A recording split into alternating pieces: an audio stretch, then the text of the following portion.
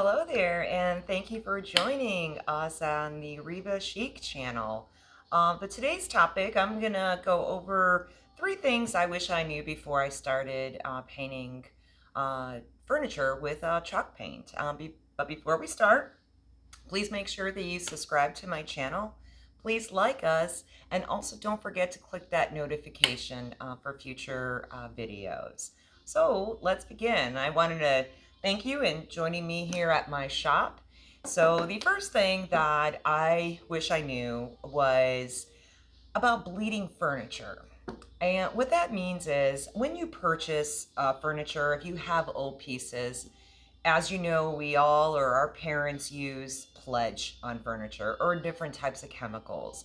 And what happens with that over years, that chemical saturates into that piece, especially really pure wood pieces. And you won't know the damage or see it until you start painting. So once you start painting and you put on your first coat, 85% of my time, I don't receive that bleeding, but 15% of the pieces I paint do have it. And it starts bleeding through my first coat of paint. It turns into this amber reddish color. In order to stop the bleed, I don't care if you put 5, 6 coats over that, it will continuously bleed. So we basically have to block it. I've used other products like Kilts on there before. It does not do it justice. So what I prefer and refer to use is shellac, and I use the clear one. Okay, buy yourself a bag of these foam brushes. You know, they're really cheap. They come in a whole bag because once you use this brush, you have to toss it away. You can't reuse it. Shellac is very sticky. As soon as it hits water, oh gosh, or anything else, I just they're cheap enough to use again because you're not gonna use this, like I said, often. 15%, maybe 10% of the time. I get that. So get yourself a bottle of can of shellac and a foam brush. Okay. Next thing is temperature. Temperature is so important when you're painting your piece, especially with chalk paint. There's a lot of folks out there, they'll tell you, oh, anywhere between 55 degrees and 85 degrees. Well, I'm going to change that a bit. I've been painting a long time, and the best results are 65 to 75. I mean, 75 is even pushing it. I like, at 72. So, again, a lot of folks don't have the luxury of painting in a climate control environment. Some have to paint in the garage, some have to paint in the basement. Maybe they don't have room inside the house.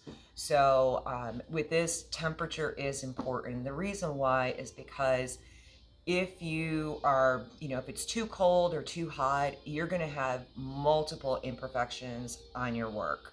So all that work that you put in, you're going to have to redo. And who wants to redo it?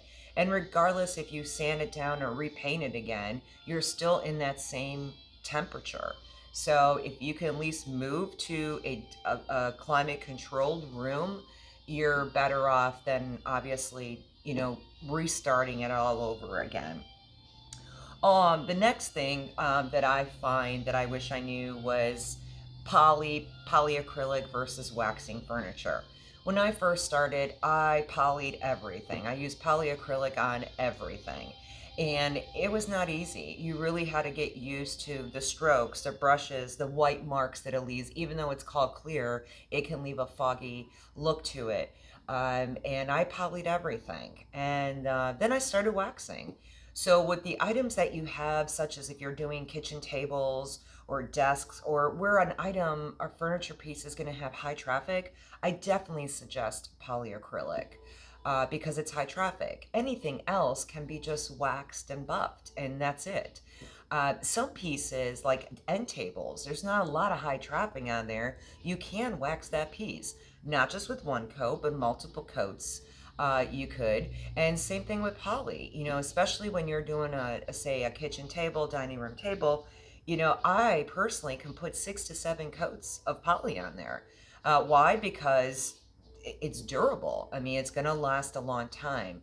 Wax is also durable, but not as well as I hate for a high traffic item to be basically poly. Okay, so I hope that these three things were helpful to you. Like I said, I wish I knew them myself when I started, but I wanted to thank you again for tuning in to Reba Chic. Make sure you subscribe, like us, and hit the notification so that you can get notified every time I post a new video. Thank you and have a great day.